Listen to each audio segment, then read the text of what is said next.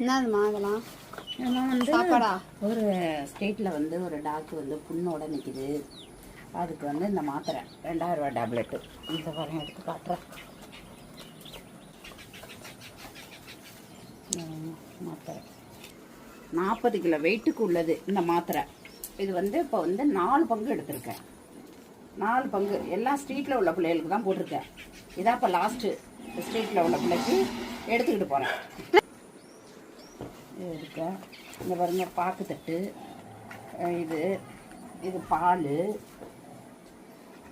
எல்லாம் எடுத்துகிட்டு போய் அந்த பிள்ளைக்கு போடணும். ரொம்ப நாளாக பார்த்துக்கிட்டே இருக்கிறேன், மறந்துடுறேன்.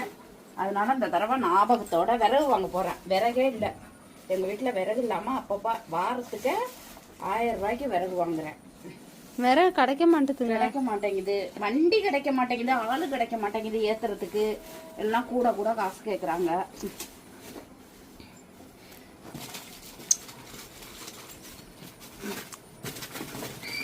போகிறப்பயே நிறைய பிள்ளைங்க பின்னாடி வருவாங்க.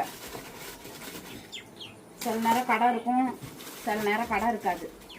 அப்படியே போட்டுட்டு போயிட்டு வர்றேன்.